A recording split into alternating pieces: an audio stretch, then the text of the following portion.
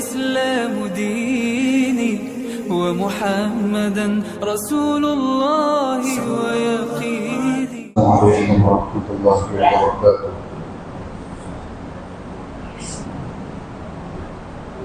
نحمده ونصلي ونسلم على رسوله الكريم، أما بعد، فقد قال النبي صلى الله عليه وسلم: إن أعظم النكاح بركة أيسره مؤنة، أو كما قال صلى الله عليه وسلم.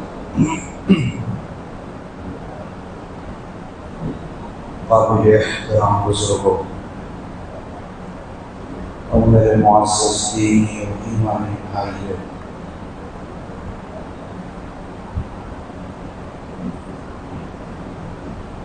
اللہ رب العزت نے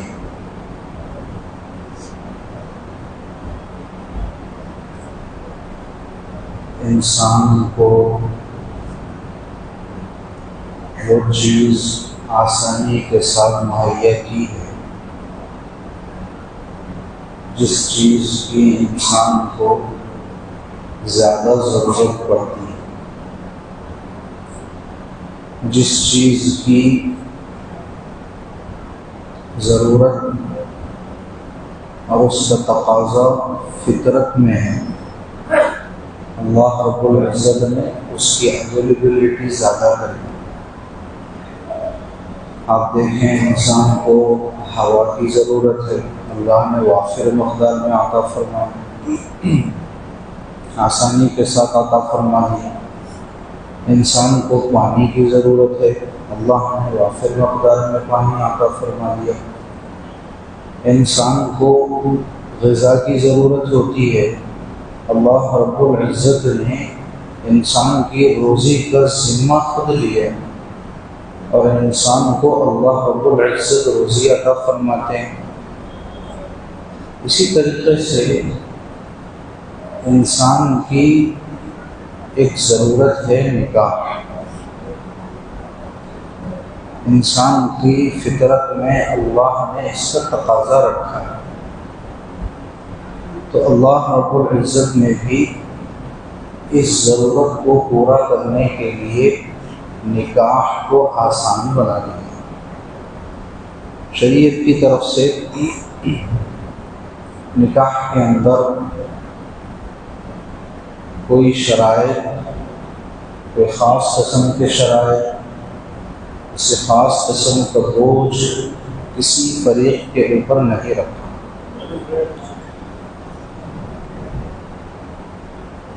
بہت ہی آسان، اور اللہ رب العزت نے اس نکاح کو نبی کریم صلی اللہ علیہ وسلم کی زبانی بابرکت قرار دیا، جس نکاح کے اندر بوجھ کم ہوتا ہے۔ برکت کس کو کہتے ہیں؟ برکت ایک ایسا لفظ ہے جو صرف مسلمانوں کے ہاں ملتا ہے، جو صرف اسلام میں ملتا ہے۔ یہ برکت کا لفظ کسی دوسرے مذہب کے اندر نہیں ملتا۔ برکت کس کو کہتے ہیں؟ برکت ایک فضل الہی ہے، اللہ رب العزت کا ایک خاص فضل ہوتا ہے، اور وہ اسباب سے، مادی اسباب سے ہٹ کر ہوتا ہے، مادی اسباب سے ماورا ہوتا ہے۔ اور برکت کا مفہوم ہر چیز کے اعتبار سے الگ الگ ہوتا ہے۔ مثال کے طور پر عمر میں برکت کا کیا مطلب ہے؟ عمر میں برکت کا مطلب ہے کہ اللہ رب العزت خیر کے کام خوب کرنے کی توفیق عطا فرمائے، نیکی کے کام خوب کرنے کی توفیق عطا فرمائے، یہ عمر میں برکت ہے۔ اسی طریقے سے مال میں برکت کا کیا مطلب ہے؟ مال میں برکت کا مطلب ہے کہ اللہ رب العزت اس میں گروتھ، اس میں بڑھوتری حلال طریقے سے عطا فرمائے۔ اور پھر اس کو خیر کے کاموں میں لگانے کی توفیق عطا فرما. یہ ہے اصل برکت مان کے ہیں. اسی طریقے سے اولاد میں برکت کا کیا مطلب ہے؟ اولاد میں برکت کا مطلب ہے کہ اللہ رب العزت اولاد کو نیک بنا دے، ماں باپ کی آنکھوں کی ٹھنڈک بنا دے، دنیا کے اندر بھی ماں باپ کا نام روشن کرنے والے بنائے، اور آخرت کے اندر بھی ماں باپ کا نام روشن کرنے والے بنائے، ماں باپ کی مغفرت کی دعا کرنے والے بنائے. یہ اولاد میں برکت کا مطلب ہے. ہر عمل میں برکت ہوتی ہے، اس کا مفہوم الگ ہوتا ہے. نکاح میں برکت کا کیا مطلب ہے؟ نکاح میں برکت کا مطلب ہے کہ اللہ رب العزت اس کے اندر پائیداری اور استحکام عطا فرمائے، اس کے اندر مضبوطی عطا فرمائے، وہ نکاح قائم رہے، وہ جلدی ختم نہ ہو. یہ ہے نکاح کے اندر برکت کا مطلب. اور یہ برکت کب حاصل ہوتی ہے؟ یہ برکت اس وقت حاصل ہوتی ہے جب اس نکاح کے عمل کو سنت کے مطابق ادا کیا جائے. نکاح بھی ایک عبادت ہے، جیسے دوسری عبادتیں ہیں. دوسری عبادتوں کے اندر جس طریقے سے ہم سنت کے مطابق ادا کرنے کی کوشش کرتے ہیں، اگر اس کو سنت کے مطابق ادا نہیں کرتے ہیں تو ہم سمجھتے ہیں کہ وہ عمل ہمارا مقبول نہیں ہوگا. نماز کا عمل اگر سنت کے مطابق ادا نہ کی جائے تو نماز مقبول نہیں ہوگی. روزے کا عمل اگر سنت کے مطابق ادا نہ کیا جائے تو پھر روزہ مقبول نہیں ہوگا، اس روزے پر اجر و ثواب نہیں ملے گا. ایسے ہی نکاح کا عمل اگر سنت کے مطابق ادا نہ کیا جائے تو پھر برکت سے خالی ہوگا. حضرت سیدنا عبد القادر جیلانی رحمۃ اللہ علیہ نے فرمایا، رأس كل الخير متابعة النبي صلی اللہ علیہ وسلم فی قوله وفعله. تمام بھلائیوں کی جڑ آپ صلی اللہ علیہ وسلم کی اتباع ہے، آپ کے قول میں، آپ کے فعل میں.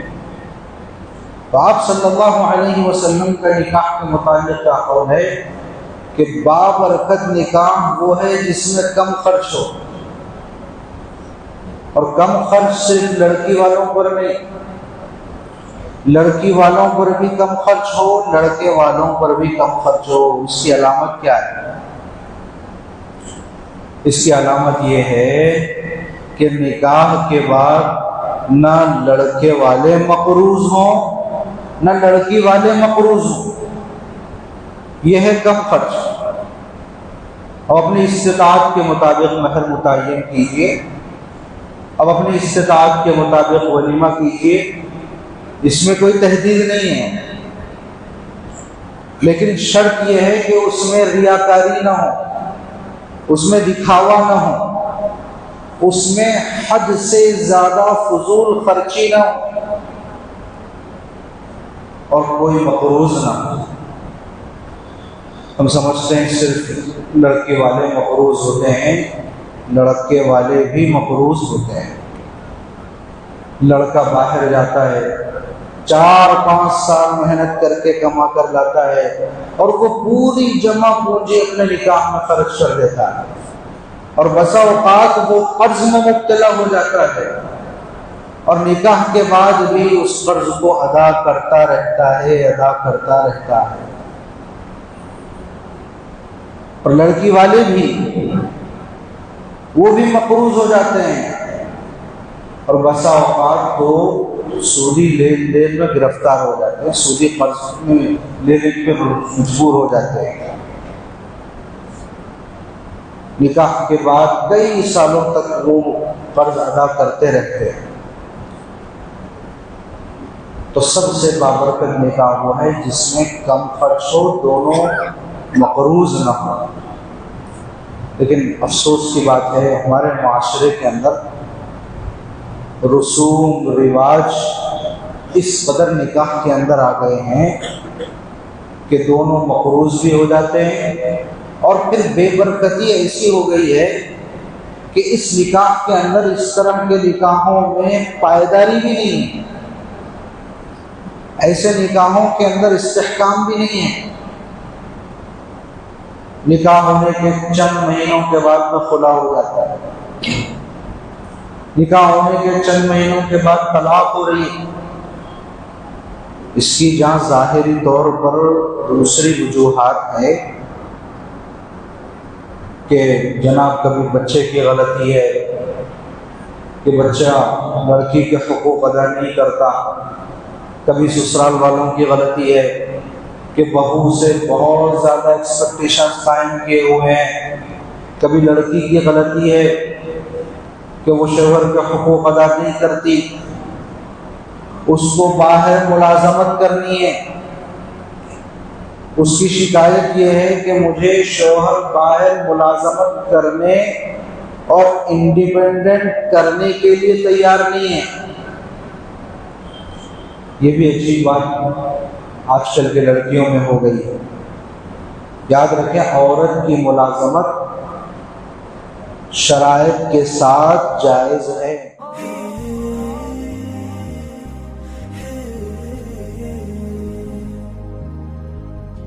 صلی اللہ علیہ وسلم ہے۔